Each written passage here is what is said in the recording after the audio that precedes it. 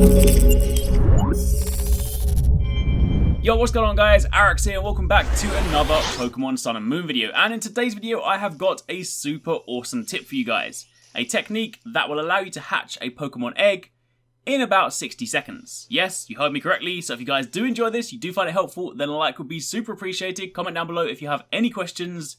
But to begin with, this is going to be very useful for those of you guys that of course want to breed loads of Pokemon, hatch loads of eggs, or for those of you guys that just, got your first egg, left it in your party for what feels like an eternity, and just want to hatch it quickly. And in order to do this, you are just going to need three very simple things. The first of which is access to the Rhydon Pokemon Tauros, which you will of course get once you leave the first island. You'll also need access to the Pokemon Nursery in Paniola Town on Akala Island, and of course, by extension, if you've done that, you'll also have Tauros. And the third thing is a Pokemon with the ability Flame Body. Now, Flame Body is an ability that has utility both inside and outside of battle, but for the purposes of this video, we only care about its utility outside of battle. See, the ability Flame Body, provided the Pokemon is in your party alongside an egg, halves the number of cycles it takes to hatch an egg. In other words, it makes this process twice as fast. Now, Flame Body can be found on a number of different Pokemon. A couple of early game examples are Magby, whom you can find in the Weller Volcano Park, or Fletchinder, whom can also be found at the very north of Akala Island in some of the grass up there. There are, of course, a few other Pokemon as well, but these two are very early game Pokemon that you will encounter by this point in the game. So if you haven't got one of them, I'd recommend going after them, catching one of those, and then when you have all of that in place, you are ready to begin the technique.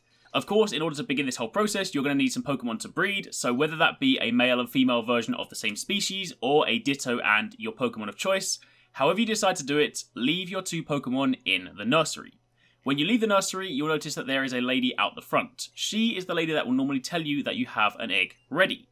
Now, the interesting thing with her is that she has a sign before you even speak to her to let you know that she's got an egg. Normally, she stands with her hands down by her side, but if at any point her arms are crossed, that means there is an egg ready to collect. So in order to begin this process, the first thing you need to do is get an egg. So after leaving your Pokemon, you then hop on Tauros and you run up and down the road. Quite simply, just down below here is Route 6. That is a very long stretch of road. You can just run to the bottom, do a 180, run all the way back to the top, do this a couple of times, run back to the nursery, and provided you see that she has her arms crossed, that means she has an egg.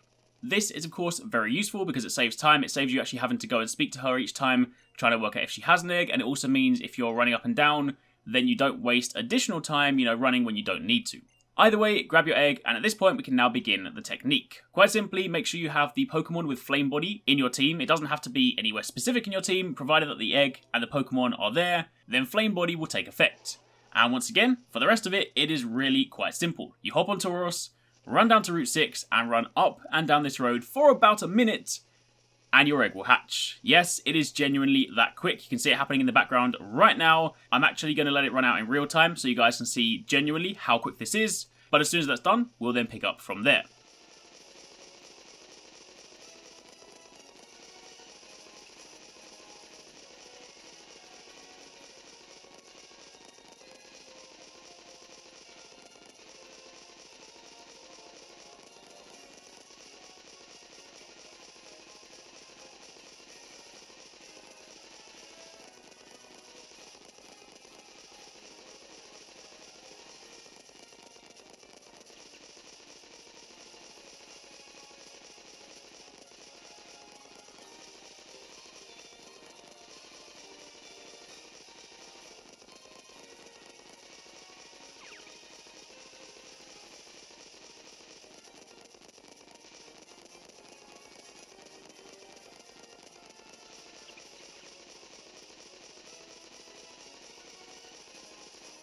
And there you have it. About 60 seconds later, your egg has hatched.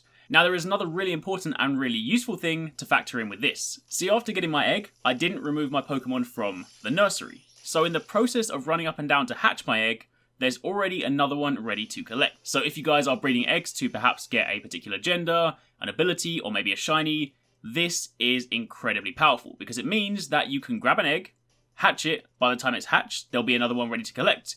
You pick that one up, you run up and down again, hatch that one, and once again, there is another one ready to collect. So effectively, infinite eggs, all of which are hatched in about 60 seconds. And if you multiply that across, say, an hour, that means you can hatch a good sort of 50 to 60 eggs, which is going to be great for those of you guys that want to mass produce.